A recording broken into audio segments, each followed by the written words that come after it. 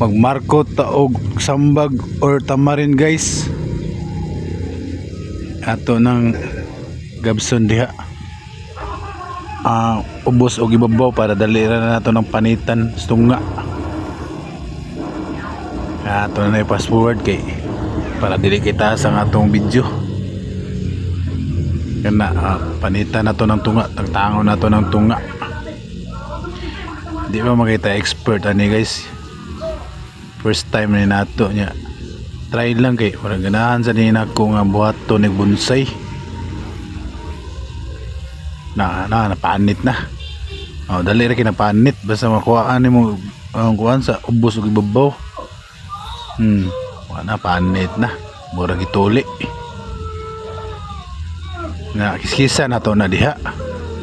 Ato na kiskisa diha sa tunga para makuha na yung mga lamog-lamog diha, para madutlan yun na siya sa tugkan yun na sa kuhan diha kanang gamot ba. Yakan na ato ng gisi diha pita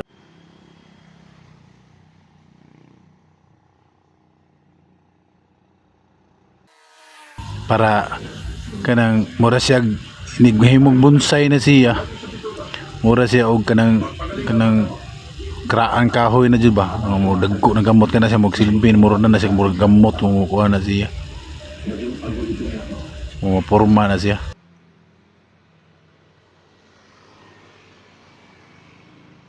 Pero giditso na kung ingana kay para mausara gikan sa pag markot ba, mo porma ditso na diha una timpla taglapok lapok na ta diha. Kaya mo na itong ipasok dito sa katong gisi dito. Una kiningkoy na diha kay taas kayong video para mamubo ba, para di mo layon ba na kana okay na mo na to yung ato timpla, mura siya kanang pilit na ba.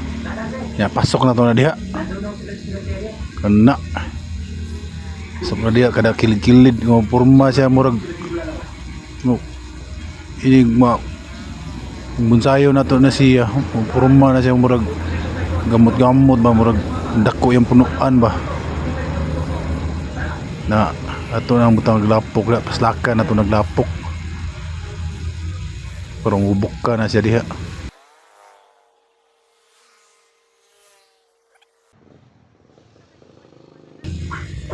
Na ato na nagiputos diha nya, ato ding ibutangan na kay kuan kukupit og kuan mix ra nako kukupit og sphagnum moss. Ato nang kuan nya pustog plastic diha palibot.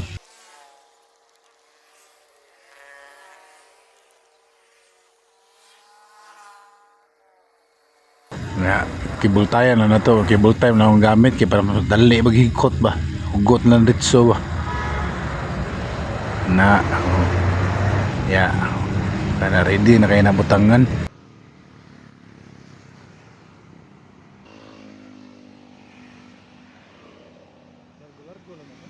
Pag numos og kuan kukupit atong kuan diha sansan diha.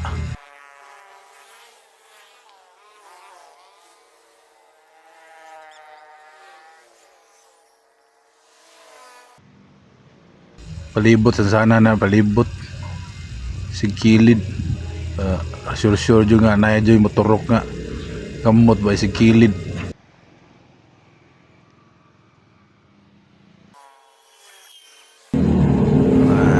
Anya ato na mutang tubig.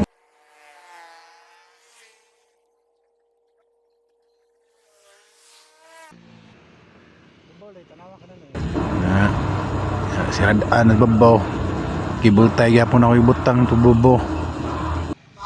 Ato nang balikon siguro mga after 1 month ato nang balikon.